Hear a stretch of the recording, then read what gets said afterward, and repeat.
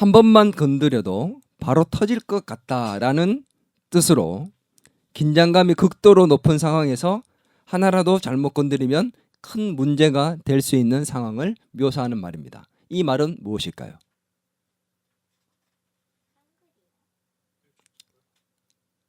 오, 역시. 자, 일촉즉발이라는 말입니다. 일촉, 한 번만 건드려도 즉발, 즉시로 폭발할 수 있을 것 같은 상태. 그래서 긴장감이 극도로 고조되어 가지고 잘못 하나라도 톡 잘못 건드리면 문제가 심각하게 발생할 수 있는 상황을 가리켜서 일촉즉발이라고 합니다. 이 이제 고사성어인데 오늘 이 본문의 상황이 바로 이 일촉즉발의 상황이에요. 겟세마네 동산에서 지난주 예수님께서 그 처절한 고통과 슬픔 가운데 기도하신 이후에 자고 있는 제자들을 깨우셨습니다. 그리고는 깨우고는 일어나라, 함께 가자. 그리고는 딱 깨웠는데 그때 때마침 누가 도착을 했느냐? 나쁜 이 가룟 유다가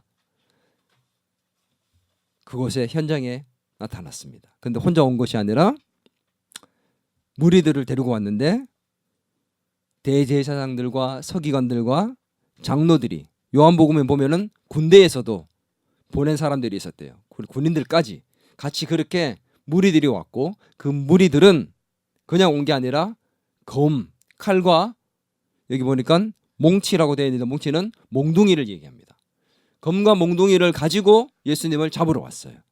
예수님이 겟세마네 기도 동산에서 기도하시고 제자들을 데리고 함께 말씀을 나누고 있을 때, 그때 바로 이 가룟 유다가 이 무리들을 끌고 칼과 몽치를 가지고 예수님을 잡으러 온 것입니다. 예수님의 십자가의 고난의 서막이 드디어 올라간 거죠. 예수님을 잡으려고 칼과 몽둥이를 가지고 온 무리들, 그리고 그것을 이제 그 무리를 막으려 하는 제자들, 이 제자들도 칼을 들고 있었다고 합니다.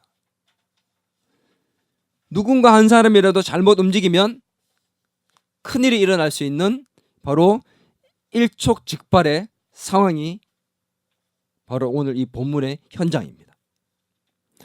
이미 가룟 유다가 예수님을 팔아넘길 방법에 대해서 함께 온 무리들에게 벌써 사인을 맞추어 놓고 있었던 상황입니다. 가룟 유다가 어떻게 팔았죠? 예수님에게 다가가서 당시에 인사하던 방법이었던 입맞춤으로 인사를 하면 그 사람이 예수다라는 신호를 함께 온 무리들과 군호를 맞추었다고 하죠. 맞추어 가지고 알게 하였던 그런 상황이었습니다. 그래서 예수님께 가서 이제 입맞춤을 했던 거죠. 근데 이 가룟 유다가 그 신호를 맞출 때 그 무리들에게 뭐라고 얘기했느냐? 참 과간입니다. 한번 볼까요? 14장 44절입니다. 한번 읽습니다. 예수를 파는 자가 이미 그들과 군호를 짜 이르되 내가 입맞추는 자가 그이니 그를 잡아 단단히 끌어가라 하였는지라. 어떻게 하라고요? 예수를 잡아서 단단히 묶어서 끌고 가라고 얘기를 했다는 거예요. 누가요? 3년이나 예수님과 함께 동고동락했던 이 가룟 유다가 이렇게 예수님을 팔아넘기면서 단단히 묶어가지고 끌고 가라고 했다는 거예요. 너무하지 않나요? 예수님을 잡기 위해서 많은 무리가 군대까지 동원이 돼가지고 검과 몽둥이를 들고 왔고, 이 가룟 유다는 잡아서 꽁꽁 묶어서 단단히 묶어서 결박해서 끌고 가라라고 얘기까지 했습니다. 왜 이렇게까지 했을까? 거기에는 예수님만 있었던 게 아니라 제자들이 함께 있었고, 그 제자들이 뭘 가지고 있었다고요? 칼을 갖고 있었어요. 그래서 정말 난투전이 일어날 수 있는 상황이었고 목숨을 잃을 수도 있는 상황이 오갈 수도 있는 것이었습니다. 그리고 예수님은 그냥 보통 분이 아니었죠. 가룟 유다가 봤을 때 예수님은 어떤 분이었습니까? 바로 능력이 있는 분이었습니다. 그래서 잘못 묶으면 결박을 해도 풀고 도망갈 수 있기 때문에 능력으로 도망갈 수 있다고 생각해서 단단히 결박해서 끌고 가라고 얘기를 했던 거겠죠. 실제로 이 일촉즉발의 상황에서 베드로가 엄청난 일을 벌였죠. 어떻게 했느냐? 오늘 요한복음에 보면은 베드로가 칼을 갖고 있다가 그 칼을 가지고 그 대제사장의 종의 귀를 잘랐다고 나옵니다. 한번 볼까요? 요한복음 18장 10절입니다. 같이 읽겠습니다. 시작. 이에 시몬 베드로가 칼을 가졌는데 그것을 빼어 대제사장의 종을 쳐서 그 오른편 귀를 베어버리니 그 종의 이름은 말고라. 이름이 뭐라고요? 말고. 말고라는 종의 그 귀를 쳐서 잘라버렸습니다. 어떻게 됐을까요? 전쟁이 일어나는 거죠. 근데 그때 예수님께서 그 상황을 바로 수습을 하셨어요. 예수님의 능력으로 말고에 떨어진 귀를 치유해 주셨습니다. 얼른 주워가지고 귀를 딱 붙여가지고 탁 치료해 주셨습니다. 말고가 어땠을까요? 귀가 칼에 잘렸는데 이 귀가 잘리면 당시에 귀가 잘리면 이 제사장에게 가서 같이 업무를 볼 수가 없었어요. 제사를 드릴 수도 없고 귀가 잘려버린 거지. 근데 예수님이 탁 고쳐주셨습니다. 얼마나 깜짝 놀랐겠습니까? 자기가 예수님을 잡으러 왔는데 그분이 자기를 고쳐주셨으니. 이런 상황들이 지금 펼쳐지고 있는 거예요. 근데 이 베드로만 이렇게 칼을 갖고 있었던 게 아니에요. 무리들과 싸우려고 했던 게 아닙니다. 자, 한번 볼까요? 누가복음 22장 49절입니다. 같이 한번 읽겠습니다. 누가복음 22장 49절 시작. 그의 주위 사람들이 그 된 일을 보고 여짜오되 주여 우리가 칼로 치리이까 하고, 이 말이 있고 난 뒤에 베드로가 나서서 먼저 대표로 자른 거예요. 제자들이, 그의 주위 사람들이 바로 제자들이거든. 제자들이 무리가 칼을 들고 몽둥이를 들고 오니까 예수님이 잡히실까 싶어서 이제 나선 겁니다. 예수님, 우리가 칼을 가지고 먼저 칠까요? 그 말을 들었던 베드로가 옆에 있다가 먼저 이 성격 급한 베드로가 그러고는 쫙 귀를 잘라버린 거지. 그래서 예수님이 바로 수습을 합니다. 귀를 잘랐으니까 어떻게 되겠어요? 바로 그냥 전쟁이죠. 근데 예수님이 나서서 이 말고의 귀를 탁 붙이셔서 고치어 주셨습니다. 그 칼을 거두어라.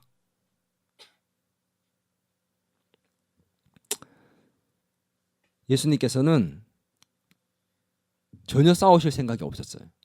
그냥 순순히 잡히셨습니다.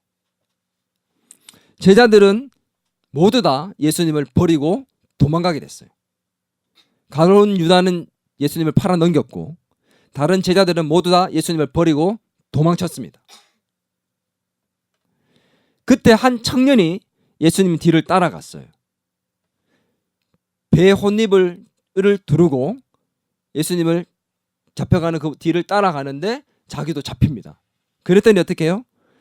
그 배 혼입을 벗어던지고 속에 알몸이었는데 그 알몸으로, 벗은 몸으로 도망을 쳤다고 합니다. 그 도망친 사람이 누굴까요? 자, 마가복음 14장 51절에서 52절이었죠. 같이 한번 읽을까요? 시작. 한 청년이 벗은 몸에 배 혼입을 두르고 예수를 따라가다가 무리에게 잡히매 배 혼입을 버리고 벗은 몸으로 도망하니라. 바로 이 청년이 누구냐? 바로 이 마가복음을 기록한 마가입니다.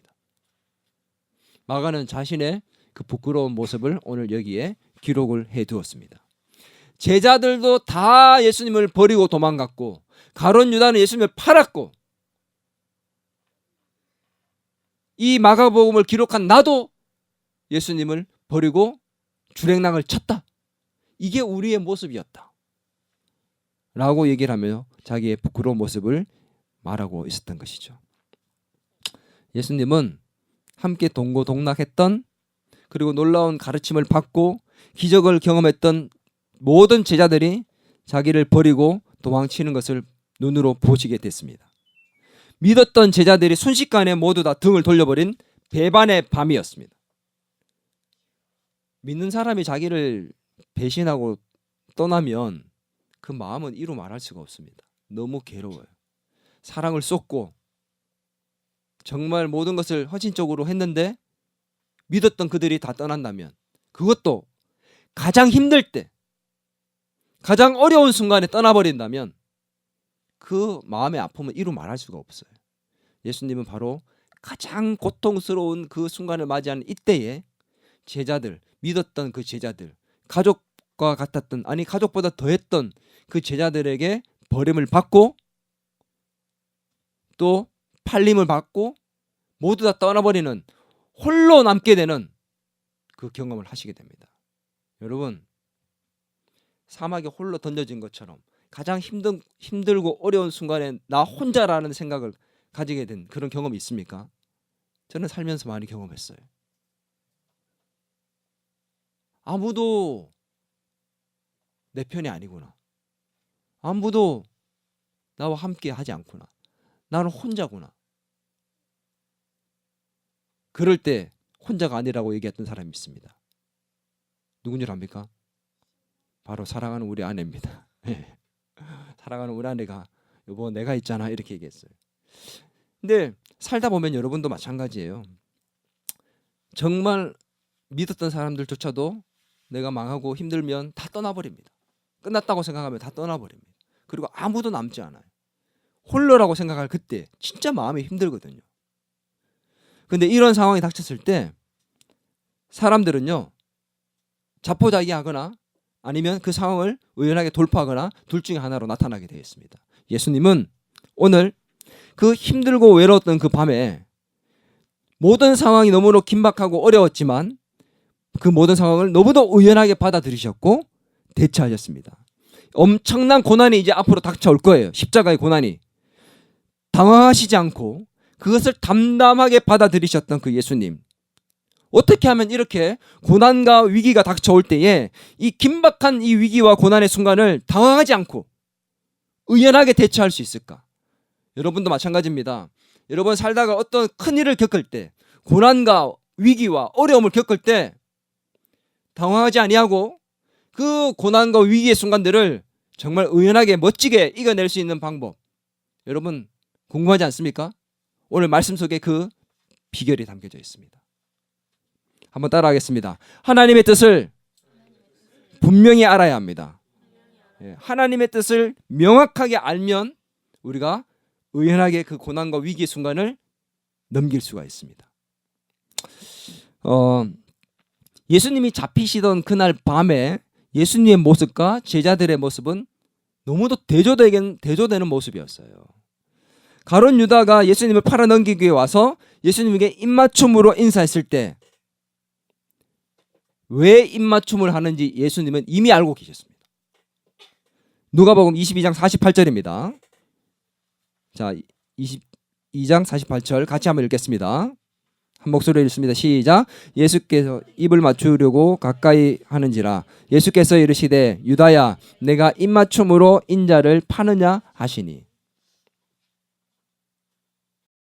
유다가 입맞춤으로 자기를 파는지 이미 알고 계셨습니다. 예수님은 왜 입맞추는지 인사하는 것이 아니라 자기를 팔기 위해서 신호를 짰다는 것을 이미 알고 계셨어요. 만약에 우리 같았으면 어땠을까요? 그걸 알고 있었다면. 짰네 짰어. 짜고 와가지고 나한테 지금 저렇게 인사를 하는 거야? 요즘 우리처럼 이렇게 와서 허그를 한다든지 입맞춤으로 인사를 한다든지 할 때 그걸 알고 있었다면 어땠을까요? 지금 뺨이라도 한 대 때리지 않았을까요? 너 정말 어떻게 이럴 수 있니 정말? 내가 너한테 어떻게 했는데, 내가 너에게 얼마나 사랑했고 헌신했고 너에게 끝까지 그렇게 기회를 줬는데 너 어떻게 이렇게 나를 팔 수 있냐? 입맞춤으로 나를 넘겨? 내가 모를 줄 알아? 쫙!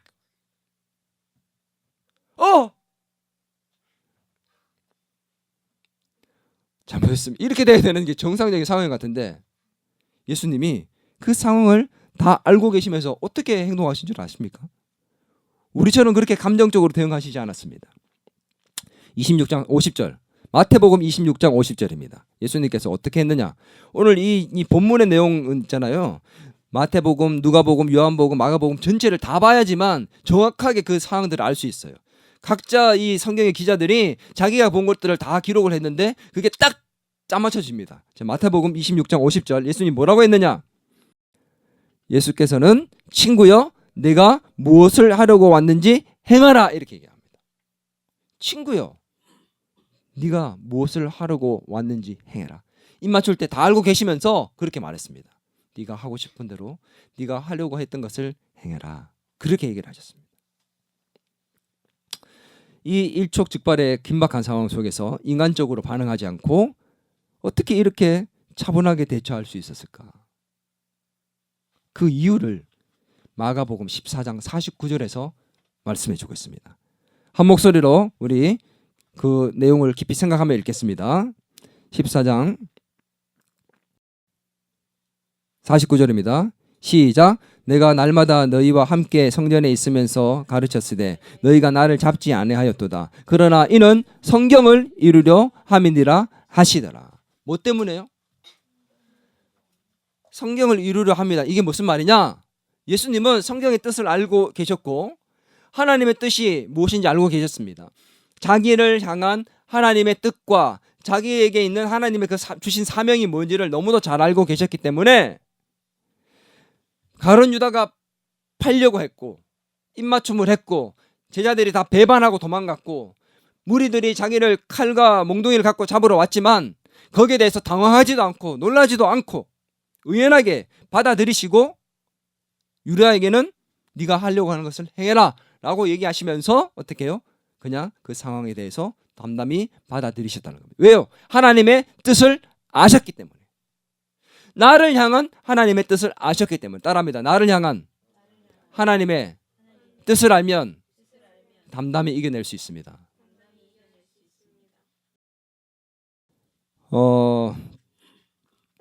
예수님은 자기를 향한 하나님의 뜻이 뭔지를 너무 잘 알고 계셨는데 반면에 제자들은 그때까지도 예수님을 향한 하나님의 뜻이 뭔지 알지를 못했습니다.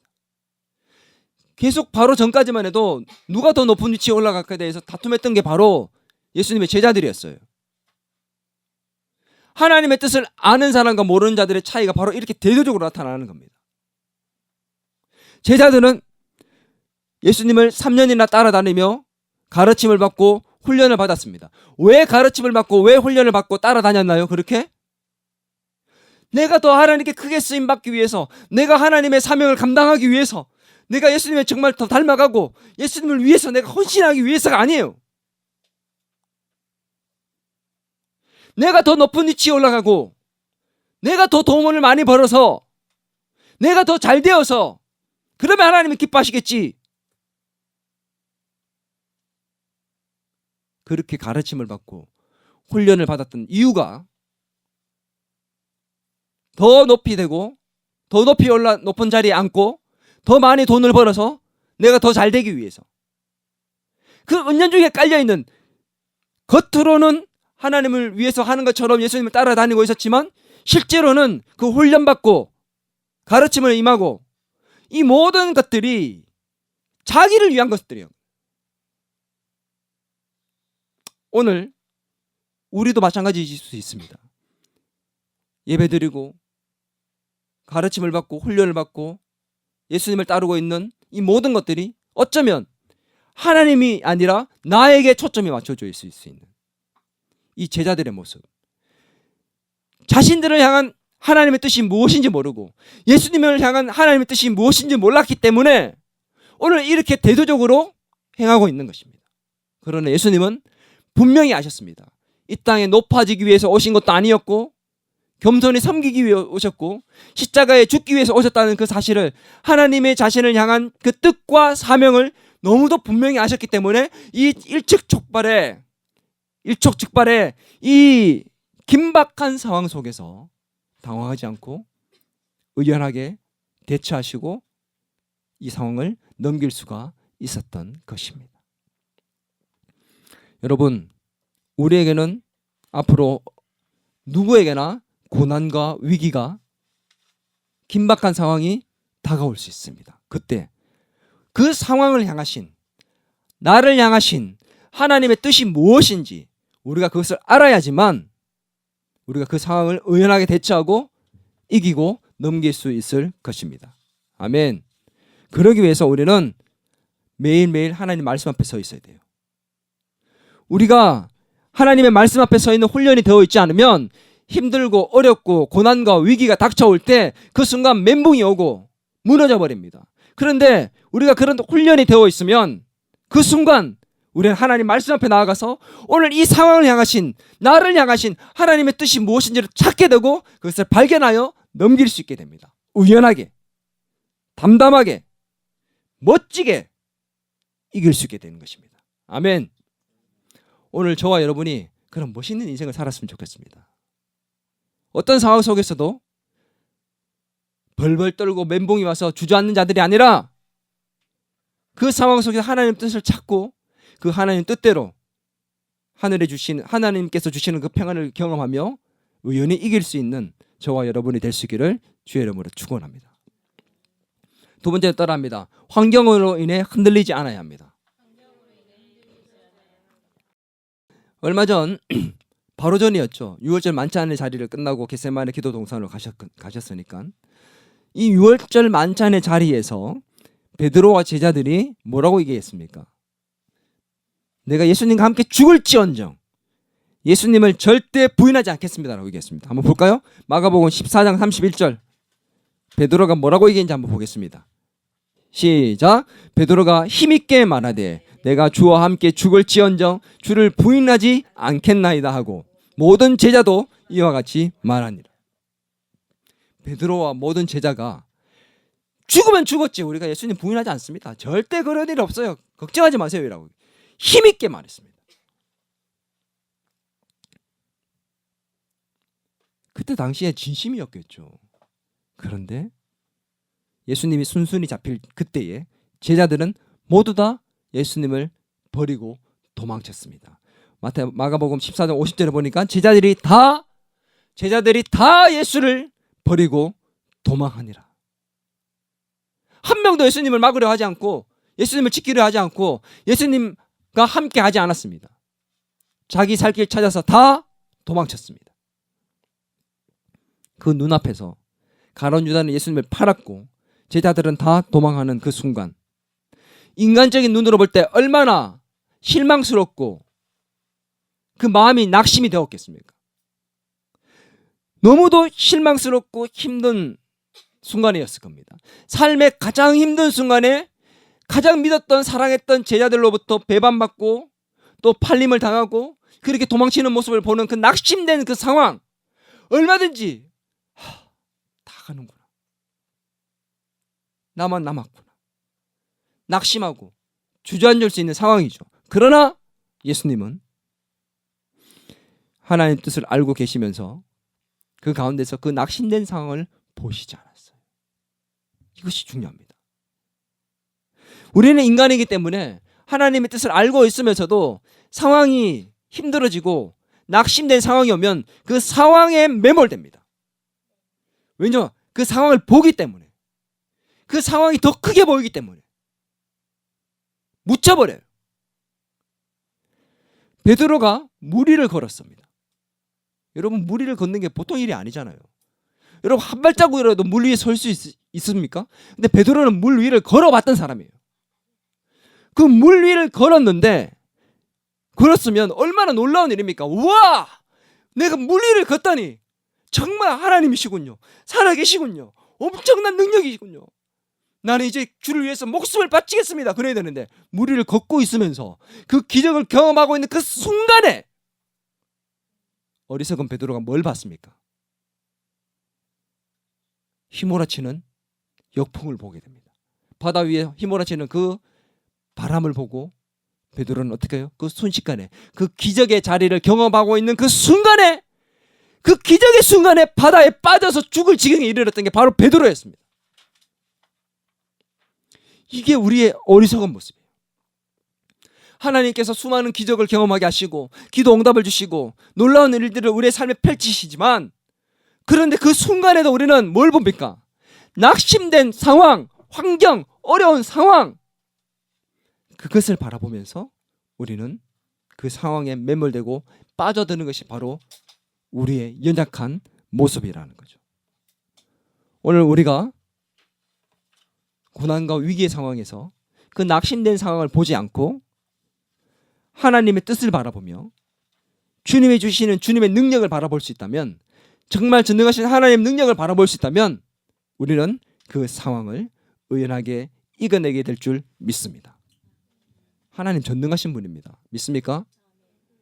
이걸 진짜 믿으면 걱정할 일이 없잖아. 사실 이 믿음이 약해지니까 점점 걱정이 우리에게 엄습해오는 겁니다. 상황을 보게 되고 매몰되는 겁니다. 거기에 늪에 빠져드는 거죠. 한번 따라합니다. 환경을 보지 맙시다. 한번 더 따라합니다. 낙심된 환경을 보지 않겠습니다. 능력 대신 주님을 바라보겠습니다. 나를 향하신 하나님의 뜻을 바라보겠습니다. 아멘. 성적이 안 나올 수도 있고 떨어질 수도 있고 좋지 않은 결과가 나올 수 있습니다. 그거 보지 마세요. 그럼에도 불구하고 나를 가장 좋은 곳으로 이끄실 그 주님을 바라보시기 바랍니다. 아멘. 세 번째 따라합니다. 감정에 이끌리지 않고 참을 수 있어야 합니다. 이 배반의 순간에 예수님은 감정에 이끌려 움직이지 않습니다. 감정대로 이끌렸으면 그 자리에 있는 사람들 다 죽었어요, 사실. 그렇지 않습니까? 하나님이에요. 하나님을 팔아넘겼어요. 하나님을 배반하고 도망갔습니다. 하나님을 잡으려고 왔습니다. 예수님이 손가락 하나 까딱하면 끝이에요. 이것들이 정말 이거 안 되겠네. 아니 감히 나를 잡으러 와. 아니 감히 나를 팔아먹어. 아니 나를 배반하고 다 도망쳐. 멈춰. 그러면 도망치다가 발이 안 떨어지는 거야. 칼을 쥐고 찔러가다 찔러 그러면 칼을 쥐고 찔러가다 이렇게 되겠지. 하나님의 능력을 얼마든지 행할 수 있습니다. 감정적으로 가면 기분 상했어. 나 기분 오늘 상했어. 도저히 안 되겠다. 이렇게 할 수 있겠잖아. 근데 예수님은 그렇게 하시지 않았습니다. 베드로가 대제사장의 종의 말고의 길을 잘랐을 때 그때에도 당황하지 않았고 제자들이 다 도망갈 때도 당황하지 않았고 가룟 유다가 팔아넘길 때도 당황하지 않고 감정적으로 대처하거나 인간적인 방법을 쓰지 않습니다. 평정심을 잃지 않고 감정에 이끌리지 않았다는 거죠. 오히려 뭐라고 얘기했습니까? 26장 마태복음 26장 52절에 이에 예수께서 이르시되 내 칼을 도로 칼집에 꽂으라. 칼을 가지는 자는 다 칼로 망하느니라. 칼을 꽂아라. 네가 칼을 쓰면 칼로 망한다. 그리고 말고의 길을 고쳐주셨습니다. 오늘 예수님께서 뭐라고 얘기하셨냐? 같이 읽겠습니다. 누가복음 22장 51절입니다. 시작. 예수께서 일러 이르시되 이것까지 참으라 하시고 그 귀를 만져 낫게 하시니라. 뭐라고 얘기했다고요? 참으라. 이것까지 참으라. 그리고는 그 귀를 고쳐주셨다는 거죠. 오늘 우리는 감정에 이끌리지 않고 참을 수 있어야 됩니다. 아무리 극한 상황이 우리에게 온다 할지라도 우리가 감정에 매몰되거나 감정에 이끌려서 행동하게 될 때는 우리가 그 감정에 이끌려서 행동하는 것 때문에 우리는 무너질 수가 있습니다. 더 큰 상황을 만들 수가 있습니다. 예수님 뭐라고 했습니까? 그 칼집에 칼을 꽂아라. 칼을 쓰는 자는 칼로 망한다. 여기까지 참아. 그리고 뭐라고 했습니까? 예수님 능력이 없어가지고 예수님 힘이 없어가지고 참으라고 한 게 아니에요. 능력이 있는데 참아야 되는 겁니다. 예수님이 이렇게 말씀하셨습니다. 26장 마태복음 26장 53절입니다. 너는 내가 내 아버지께 구하여 지금 12군단이나 더 되는 천사를 보내시게 할 수 없는 줄로 아느냐. 예수님은 능력 있지만 예수님이 가만히 있고 이거 왔다 이거지. 그래 한번 보자. 하나님 보내주세요. 그러면 12군단이나 되는 천사들이 동원돼서 걔들 한 방에 끝이에요. 내가 할 수 있는데 하지 않고 참는다 지금. 여기까지 참아라. 여러분 왜 감정이 앞서는 줄 압니까? 내가 할 수 있다고 능력이 있다고 믿기 때문에. 생각해 보세요. 이거 무슨 말이냐면 보세요. 어떤 사람이 운전을 하고 가고 있다가 누가 만약에 예를 들어서 갑자기 앞질러 들어와 가지고 사고가 날 뻔했습니다. 그럼 운전하는 사람들이 보통 어떻게 되냐면 화가 나요. 그럼 어떻게 해요? 아니 이것 봐, 이거 뭐 갑자기 어디 뛰어들고, 그리고 비상 깜빡이도 안 넣고, 아니 그리고는 갑자기 앞으로 우웅 가가지고 어떻게 해요? 어떻게 합니까? 앞질르기 위해서 다시 앞에 딱 가서 또 위험한 상황 또 만들죠. 그런 상황들이 막 연출되잖아요. 그런데 그때 갑자기 이런 일이 생겼습니다. 그렇게 화가 나가지고 딱 앞질러서 다시 막 그런 어떤 보복 행위처럼 행동을 했는데 그 사람이 깜빡이를 넣지 않고 사과를 하지 않았던 그 사람이 다시 차를 몰고 옆으로 딱 옵니다. 그리고 차를 딱 세웠어요. 그리고 창문을 쫙 내리는데 보니까 어떻게 해요? 깍두기 머리가 두 명이 탁 내립니다. 왜? 어쩌라고? 왜? 그럼 어떻게 할까요? 옆에 그 사람이 아니 사고 나실까봐 죄송합니다. 왜 그랬을까요? 처음에는 화를 냈다가 왜? 내가 이길 수 있다고 생각하니까, 내가 해결할 수 있다고 생각하니까. 근데 그게 아니면 사과하는 거겠죠. 오늘 예수님은 그냥 참은 게 아니에요. 질 것 같아서 참은 게 아니에요. 이길 수 있고 능력이 있지만 참았습니다. 왜요? 하나님의 뜻을 이루시기 위해서. 나를 향하신 하나님의 뜻을 이루기 위해서 능력이 있지만 참으시는 것. 내가 사랑하는 자녀들을 살리기 위해서 능력이 있지만 참으시는 것. 그게 예수님의 사랑이고 예수님의 모습이었습니다.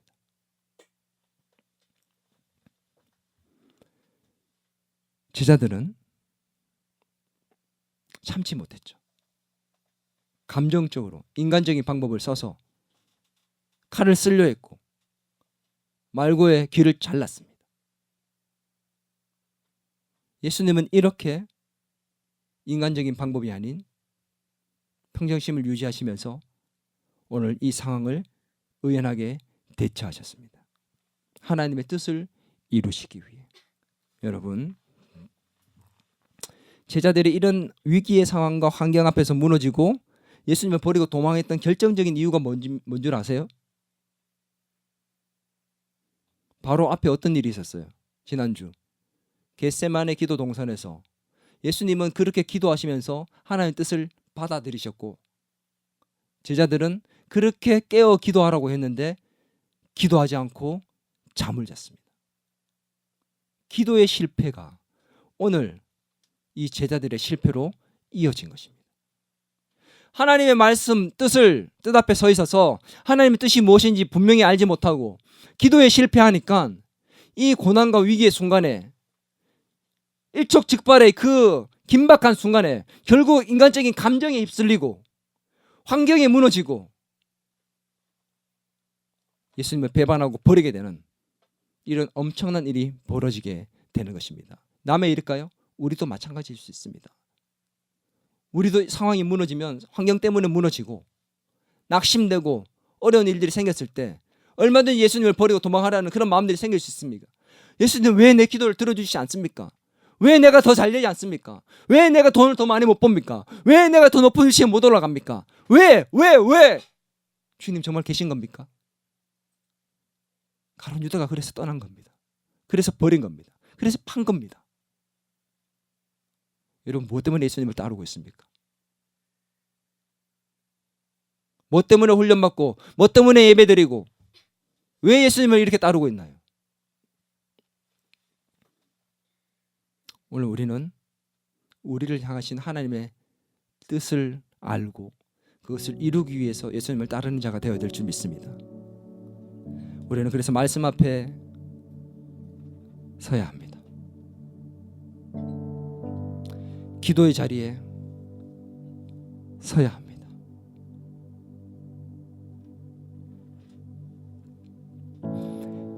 우리의 인생의 수많은 위험과 위기, 고난의 연속입니다. 그 위기와 고난의 순간을 의연하고 담대하게 넘기려면 바로 나를 향하신 하나님의 뜻을 명확히 깨달아야 합니다. 그리고 낙심된 환경과 상황을 보지 않고 전능하신 하나님을 바라볼 수 있어야 됩니다. 그리고 참고 견뎌낼 수 있는 그 힘이 있어야 합니다. 이것을 위해 날마다 말씀 앞에 서며 기도의 자리를 지킬 수 있는 저와 여러분이 될 수 있기를 주의 이름으로 축원합니다. 이 시간 우리 같이 한번 말씀을 생각하면서 기도의 자리로 나가겠습니다. 삶의 고난 가운데 있는 분 계십니까? 힘겹고 또 위기 가운데, 아픔 가운데 있는 분 계십니까?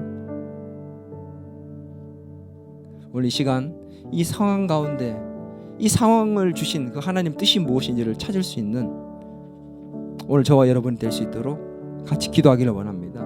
하나님 말씀 가운데서 하나님, 오늘 저를 향하신 하나님의 뜻이 무엇입니까? 오늘 이 상황을 향하신 하나님의 뜻이 무엇입니까? 하나님께서 제게 주신 사명이 무엇입니까? 제가 감당해야 될 일이 무엇입니까? 그것을 분명히 깨달아 알게 도와주옵소서. 그리고 하나님,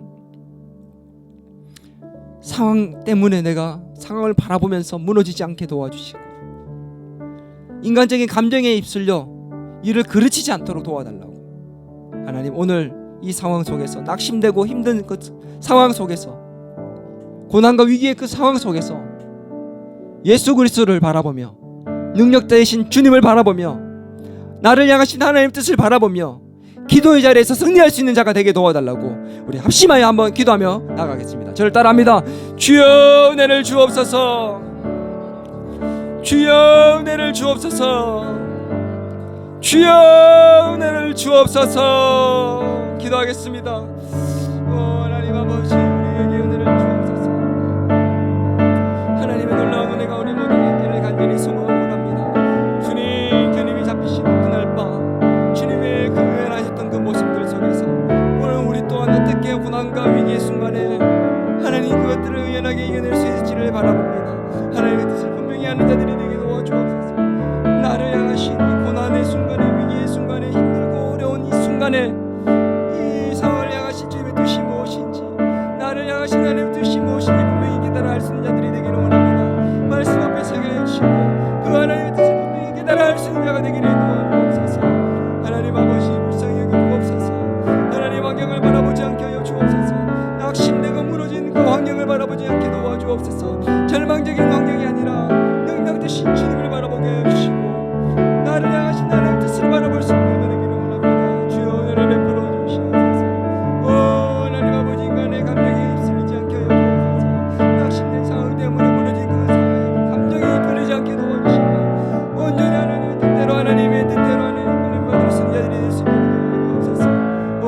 하나님 아버지, 불쌍히 주옵소서. 하나님 은혜를 베풀어 주옵소서.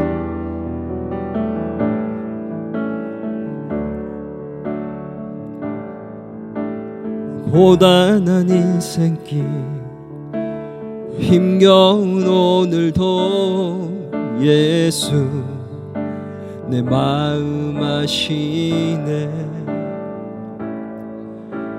지나간 아픔도 마주할 세상도 예수 내 마음 아시네.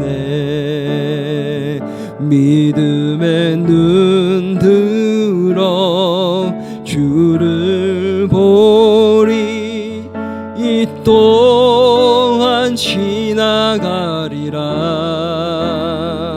주어진 내 삶의 시간 속에 주의 뜻 알게 믿음의 눈 들어 주를 바라보리라. 믿음의 눈 들어 주를 보리. 이 또한 지나가리라. 주어진 내 삶의 시간 속에 주의 뜻 알게 하소서. 하나님, 인생은 참으로 쉽지 않습니다. 고난과 역경, 수많은 위기 속에서 한 고비를 넘기면 또 다른 고비가 찾아오는, 겨우겨우 주님이 주신 힘으로 이겨냈는데 또 다른 파도와 절망의 늪이 우리에게 찾아오는 것이 우리의 인생입니다. 그러나 그 절망적인 환경과 낙심된 상황들을 바라보지 않고 능력 대신 주님을 바라보며 나를 향하신, 이 상황을 향하신 하나님의 뜻을 바라볼 수 있는 저와 더 기쁨의 교회 모든 성도들이 되게 도와 주옵소서. 환경에 매몰되지 않게 하시고 감정에 이끌리거나 인간적인 방법으로 이를 그르치지 않는 하나님의 뜻을 따라 말씀 앞에 서고 기도의 자리로 말미암아 그 모든 상황을 의연히 이겨내고 승리할 수 있는 우리 더 기쁨의 교회 모든 성도들이 되게 도와 주시옵소서. 우리 주님께서 주님을 바라보며 의연히 이겨낼 수 있는 모든 자들로 세워주실 줄 믿습니다. 주님께 맡겨드립니다. 예수님의 이름으로 기도드리옵나이다. 이제는 우리 주 예수 그리스도의 은혜와 하나님 아버지의 크신 사랑과 성령님의 감화 감동 위로 교제 충만하심의 역사가 어떠한 고난과 위기의 상황 속에서도 나를 향하신 하나님의 뜻을 바라보며 무너진 상황과 낙심된 상황이 아니라 전능하신 하나님의 능력과 나를 향하신 뜻을 바라보며 온전히 그 뜻을 이루기 위하여 감정적으로 움직이지 아니하고 기도와 말씀의 자리에서 승리하기를 소망하는 더 기쁨의 교회 모든 성도들과 교회와 이 나라 이 민족 위에 이제로부터 영원토록 함께 하시길 간절히 축원하옵나이다.